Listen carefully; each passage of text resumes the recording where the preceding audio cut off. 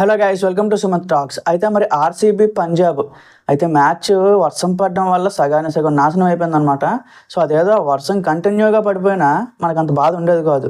RCB ఒక point, పంజాబ్కి ఒక point వెళ్ళిపోయేది.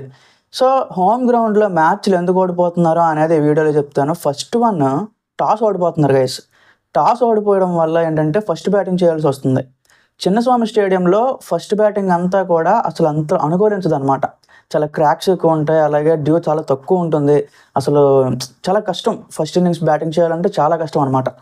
అందుకే వీళ్ళు ఏంటంటే ఒక ప్రాపర్ టార్గెట్ సెట్ చేయలేకపోతున్నారు. సెకండ్ ఇన్నింగ్స్ వచ్చేటప్పటికి బ్యాటింగ్ ఇంకా ఈజీ అయిపోతుంది. ఒకవేళ వీళ్ళు ట్రై చేసి 190 అక్కడి వరకు తీసుకెళ్ళినా సెకండ్ ఇన్నింగ్స్లో కొట్టేస్తున్నారు అనమాట. సో అందుకే మెయిన్ హోమ్ గ్రౌండ్లో మ్యాచెస్ పోతున్నాయి. సో ఒకవేళ టాస్ గెలిచి బౌలింగ్ తీసుకొని ఉంటే ఒక మ్యాచ్ అయినా విన్ అయి ఉండేవారు గైస్. అది నా ఒపీనియన్. ఎందుకంటే రీసెంట్గా జరిగిన పంజాబ్ బెంగళూరు మ్యాచ్ కూడా వర్షం తర్వాత ఎలా ఉంటుందో తెలుసు కదా. వర్షం తర్వాత ఎలా ఉంటుందో అందరికీ తెలిసిందే. సో అసలు బాల్ ఎలా స్వింగ్ అయిందంటే అసలు హర్షదీప్ సింగ్ ఎంత ఫాస్ట్గా వేసినా చాలా బౌన్స్ అయిపోతుంది, ఓవర్ బౌన్స్ అవుతుంది.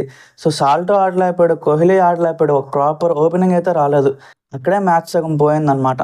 అయితే మరి నెక్స్ట్ చూసుకుంటే టిమ్ డేవిడ్ లేకపోయి ఉంటే ఆర్సీబీని ఇంకా ఏకేసేవారు గైస్. నిజంగా నాకైతే అదే అనిపించింది. సో దేవుడిలాగా వచ్చి కాపాడాడు అనమాట. నాకు ఇంకో మాట ఏం చెప్పగలనంటే, ఇంతకుముందు డెవిలియర్స్ కొన్ని మ్యాచ్లు ఎలాగో సేవ్ చేశాడు.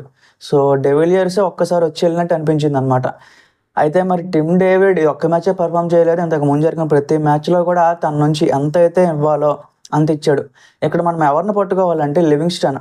అసలు అంటే మ్యాక్స్వెల్ 2.0లా ఉన్నాడు. వీడు ఇంకా ఒక మ్యాచ్ అయినా ఆడట్లేదు. కనీసం ఏదో ఒక్క మ్యాచ్ ఆడాడు, 50 రన్స్ ఎప్పుడో కొట్టినట్టు ఉన్నాడు ఒక మ్యాచ్. పెద్ద మ్యాటర్ కాదు. మిడిల్ ఆర్డర్ అంటే ఎప్పుడైతే టీం టాప్ ఆర్డర్ అంతా కూడా రిస్క్ తీసుకుని వెళ్ళిపోతారో, మిడిల్ ఆర్డర్ అనేవాడు ఒక డిఫెండ్ చేసుకొని అయినా, ఒక లూజ్ బాల్స్ వచ్చినప్పుడైనా కరెక్ట్గా స్కోర్ మెయింటైన్ చేయాలి. లివింగ్స్టోన్ నిన్న ఆడుంటే ఖచ్చితంగా స్కోరు 140 వరకు వెళ్ళుండేది గైస్. టిమ్ డేవిడ్కి మాత్రం నిజంగా ఆర్సీబీ ఫ్యాన్స్ గుడి కట్టిన తప్పలేదు గైస్. మరి బౌలింగ్ వస్తే హెజిల్వుడ్ తప్ప మిగతా వాళ్ళందరూ అంటే అట్లీస్ట్ సెకండ్ ఇన్నింగ్స్లో అయినా సరే కొంచెం స్వింగ్ అవుతుంది, డ్యూ ఉన్నది బాల్కి, అది యూస్ చేసుకోలేకపోయారు. ముఖ్యంగా మన దయాలన్న, నమస్కారం. అసలు రెండోసారి అలా తయారయ్యాడు నిజంగా ఈ టీంకి. అసలు అవసరమైన టైంలో బౌలింగ్ పడకపోతే ఇంకెందుకు. హెజిల్వుడ్ ఒక ఇంటర్నేషనల్ బౌలరు, పోనీ ఓకే ఏదో ఇక్కడ అలవాటు లేకపోయినా తీస్తున్నాడు.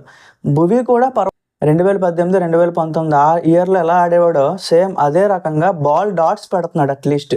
సుయాస్ శర్మ ఒక్క మ్యాచ్ కొంచెం పర్వాలేదు, ఏదో అటు ఇటు అయ్యాడు, కానీ ఇంతకు ముందు మ్యాచ్లు బాగానే ఆడాడు అనమాట. అగైన్ గైస్, బౌలింగ్ కూడా దయాల నుంచి ఎక్కడో నేను డిసప్పాయింట్ అవుతున్నాను అనమాట. సో అది యాజ్ యూజువల్ ఇంకా.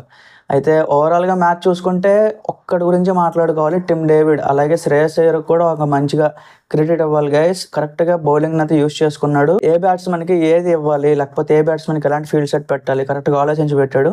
సో శ్రేయస్ అయ్యర్ కూడా క్రెడిట్ ఇవ్వాలి ఖచ్చితంగా. సో ఓవరాల్గా మ్యాచ్ అయితే పర్వాలేదు గైస్. యాక్చువల్గా జరగాలనుకున్నాను, బట్ జరిగింది. It's okay. ఆర్సీబీకి ఇంకా ఈ దరిద్రం పోదు. సో మరి మీరేమనుకుంటున్నారో అసలు కింద కామెంట్స్లో చెప్పండి. Thank you.